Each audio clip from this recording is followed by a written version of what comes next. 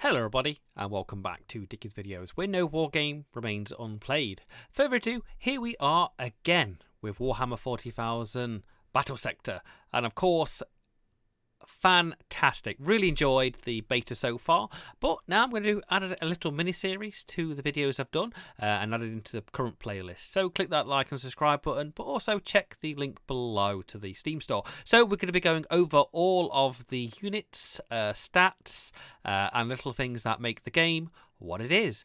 And I do apologise for any misquotation or anything I don't do. Please comment below if you think I've missaid anything, and we'll all learn together and be fantastic. So we're going to have a look at Sergeant Carleon, I think it's pronounced. I'm going to just look at all the stuff on the left first, and then just go over his abilities and do a little bit of comparison and a little bit of a talk. This should be under 10 minutes, quick and good. And here we are. So, Sarge, he has health, as you can see on the left side. Like I said, when I played the game, I didn't really discuss some of the little bits and bobs that I really should have, and I think I want to go over them to hopefully get more of a hype off people and understanding more about the game. We have health on the left is what it is. We have the thing which I really enjoyed and was very taken back by, momentum, the red first. When momentum reaches 100, this unit will surge. The unit gains momentum when enemy model is killed based on the proximity to the enemy unit. A 0.5 chance of critical chance per momentum. So each unit killed or ability that can affect momentum, to increase it, you get like a surge and you get more killier. And you can get a level on it, which is pretty good. So you've got to make sure you maximize this at a certain point. Using it at a right time can be really good, and it just gets really good. Okay, so that is that. We have armor. So of course, it reduces the damage from enemies. What it is, of course, a weapon's higher piercing reduces the armor, so it's pretty good. The effect of the armor is decreased by the weapon's armor piercing. So higher armor piercing reduces the armor. So you want to be shooting, of course, higher targets with higher armor piercing at higher, bigger targets. Makes sense. We have move. You can see the blue arrows on the left position. We have 4 movement points. Means we can move 4 squares. That is literally it. We have action points. So the number of actions this unit can perform, some powerful abilities may cost more. So this is kind of little tease, I assume, that there's going to be like super duper things that cost more than 1 action point, and then just kill people really badly. We have movement points. Of course, like I said, it's just what you move. The little fist is the action points. The blue thing is the thing. So we have the ability to change face. So at the end of the turn, I assume that costs an action point. I can't remember if it actually did. But like I said, please say if I've misquoted that. I'll have to check that out again if it does cost you. I'm sure it does cost you something. We have one thing I love about, of course, lots of 40k games, and like Sanka's Reach, is the ability to Overwatch. And what I liked about this game, at the end of the turn, it said, do you want to put all of your units on Overwatch? That can. And yes, it saves you going around 50 or 6 units to Overwatch. Makes sense. Of course, here we are.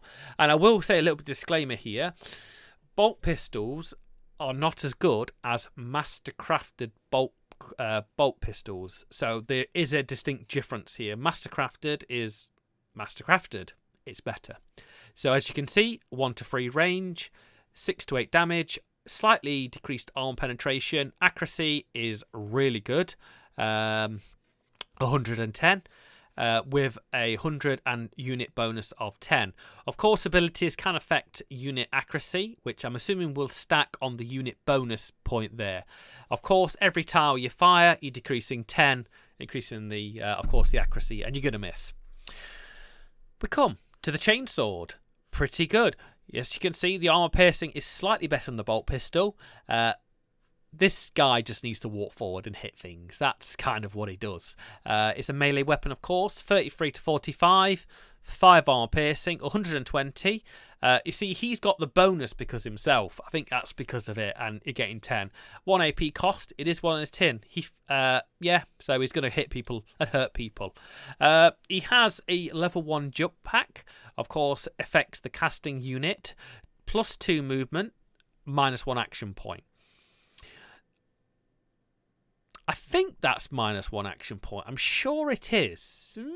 I'm now debating that fact. You see, I've sat here thinking, it decreases his accuracy when he flies in because it says -20% ranged accuracy. So now, if I thought about that a little bit more, is that his accuracy or the unit shooting at him is accuracy?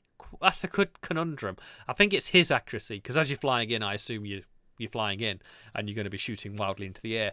So level 1, so assuming as this character gets higher, he actually gets a better jump pack of some description, or he has a better movement penalty or something like that, or ability which better. I don't know, but I'm interested to see that as the more of the games come out. Okay, so the first ability we're going to see is the Tactical Precision. Affects a single target within 2 tiles, plus 20% melee accuracy, plus 20% range accuracy, plus 1 armor piercing. That costs 1 AP.